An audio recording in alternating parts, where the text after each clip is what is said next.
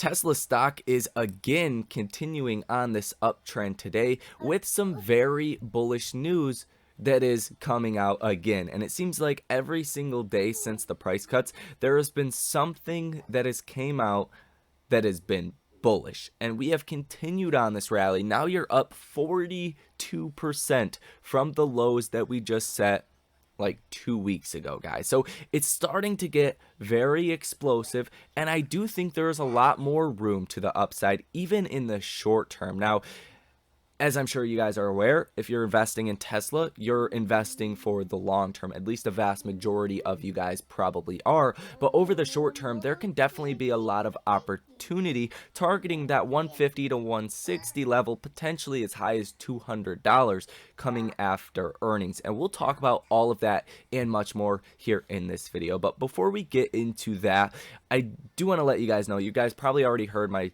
daughter in the background. She's 2.5 years old. I'm a single dad. Her mother's not in her life whatsoever. Very rarely, like twice a year, does she take her for like a weekend at a time. So I have her full time every single day, in and out. No help with that. So if you hear her in the background, I do deeply apologize for that. I'm trying to figure out a way to make it less disruptive. And hopefully that'll be fixed in the next couple of days. But if you hear her, that is her in the background, and hopefully it doesn't disrupt the video all too much, guys. But with that being said, let's get into it. And Tesla stock at the time of recording this video at 3:31 p.m. on January 23rd, Tesla is up 6.73%. And like I said, there was some good news coming out with Tesla today. And there's one thing in particular that, again, I have to stress, you guys, that makes me very bullish heading into Tesla earnings. And I think this article says it pretty well. So let's just find the article. It says right here, why Tesla stock is heating up again. And this article came out at 2:19 p.m. today. So it's like an hour old at the time of recording this video. And it says the electric vehicle leader could report an earnings miss on Wednesday, and the stock could still soar in response. And the whole premise of Tesla rallying is, over the last couple of months, you have seen expectations dramatically get reduced. If you were in 2021 or 2022, even during the markets were crashing, you thought that Tesla would grow 50%. That's your expectation for 2023. Well, the expectation now is for 29% growth in 2023. That's a big drop. And if Tesla's price cuts and the soft data that we have been getting about demand is true, then analyst Alexander Potter from Piper Sandler might be correct in saying, quote, Tesla can easily achieve 50% or greater delivery growth.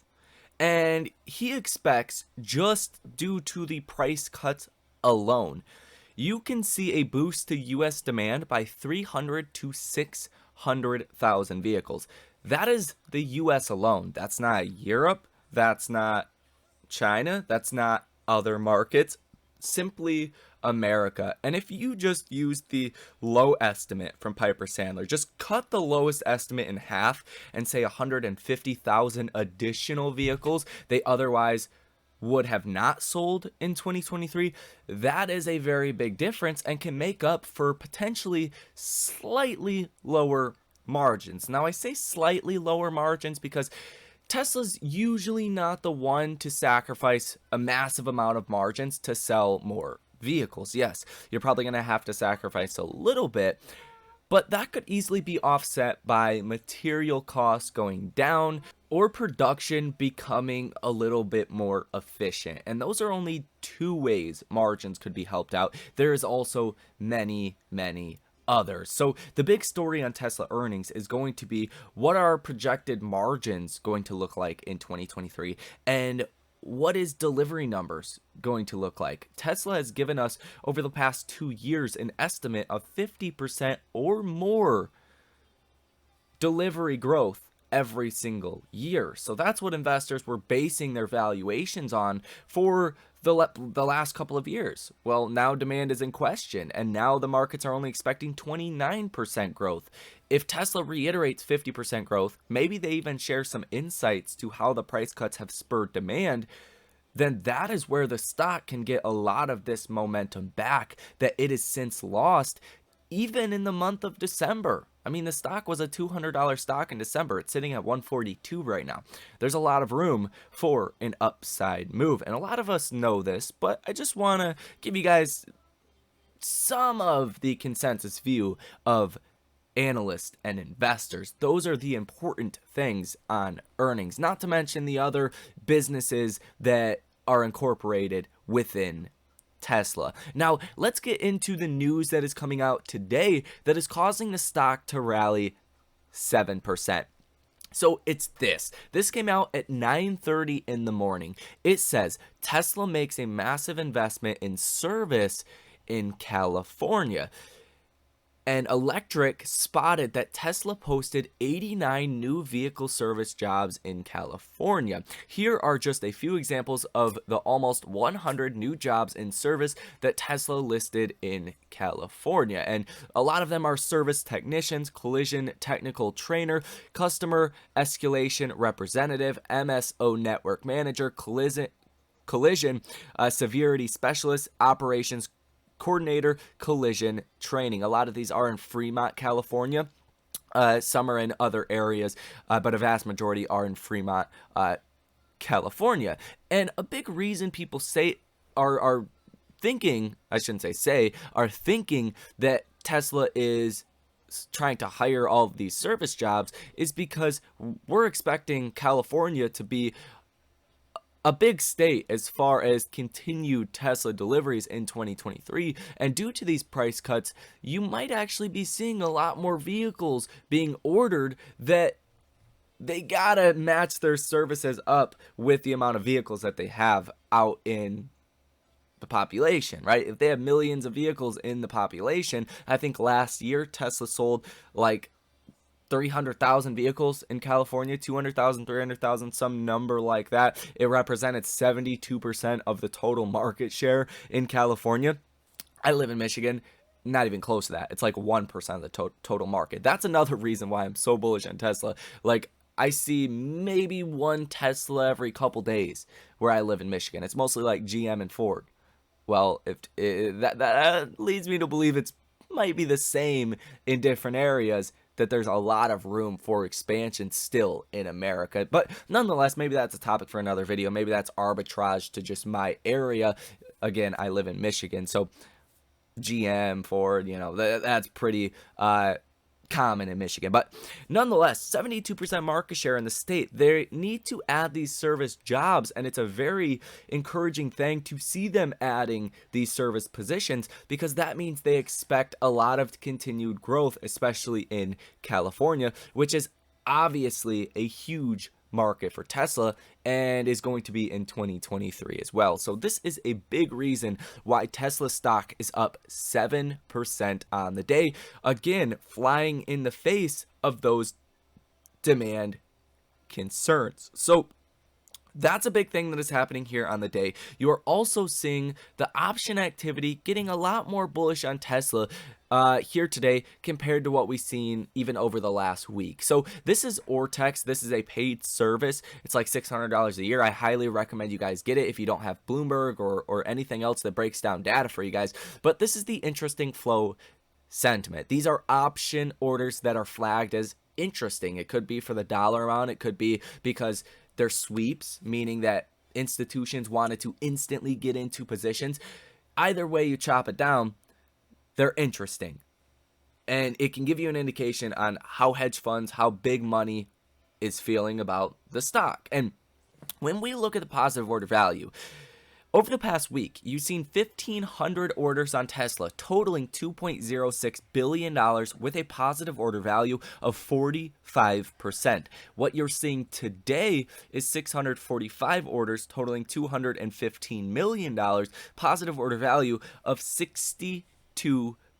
And you are seeing a lot of calls being placed on the day. So for this Friday, the total open interest on the call side is about 55%. The total open interest on the put side is 45%. I think this is interesting given the stock is actually rallying into earnings.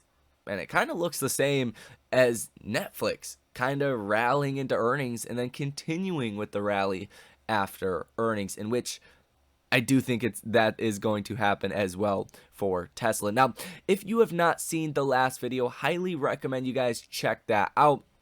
But nonetheless, I do want to show you guys this again because I was kind of in the way of this Google Trends chart, and hopefully if I just scroll down a little bit, I won't be. So this is Google Trends chart, and I like to use this for a lot of different investment ideas, right? I like to see how much people are searching different terms, especially if you're thinking about Tesla. I have Tesla as the blue line right here and the Model Y as the red line. You could put in different models if you'd like to. I just use the Model Y as an example, but the Model Y is the red line. It remained pretty flat for, I mean, at least the last year now. If we go ahead and pull up the last 5 years, we'll just go ahead and do the last 5 years. You can see it's been pretty flat. I mean, besides a slight jump in 2019, it's been very flat. Well, now you're seeing a pretty good size uptrend in this red line. And let me scroll down a little bit so you guys can see this a little bit better. You're seeing a pretty sharp uptrend ever since the first week of 2023, in between January 1st and January 7th of 2023. Also, you're seeing a very sharp uptrend from the same time period, that first week of 2023, in just overall Tesla searches. This does correlate with the price cuts that we have been seeing. So increased Google Trend searches leads me to believe, at least this is soft data, so it's not definitive, but it leads me to believe there's more attention, more people searching and interested in buying Teslas since these price cuts, especially in the Model Y, just because you don't really see this one shoot up as much. Tesla can go up and down as far as Google Trends, but I mean, as of recently, the Model Y has definitely been getting more search attention. So I do think that is a very positive thing as well. Now, let's talk a little bit about what we are seeing in the markets here today, because there's very little news, but the markets are up quite substantially. The Nasdaq up almost 2%, the Russell 2000 up 1%, S&P up 1.16%, and the Dow Jones Industrial Average up 0.75%. And there's really nothing. You have Spotify cut 6% of its workforce. Microsoft announces new multi-billion-dollar investment in GPT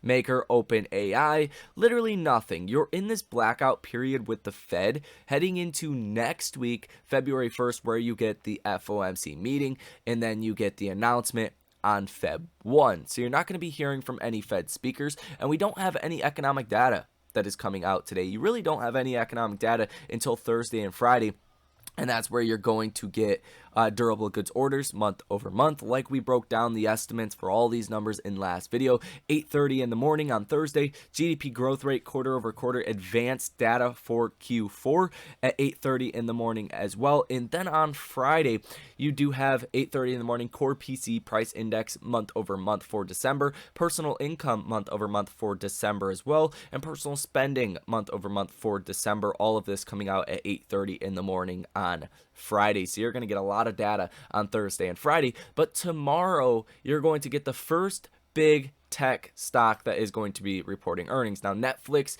technically is that, right? The first major tech stock that is reporting earnings, but Netflix doesn't have a big weighting in the S&P or the Nasdaq. I think it's like 2% or 1.5%. It's very small. Whereas Microsoft has a 5% market weighting in the S&P and an over 8% weighting in the Nasdaq, meaning that if Microsoft just drops 5%, then that's going to cause a 0.5% roughly drop in the Nasdaq, just based off of the market weighting.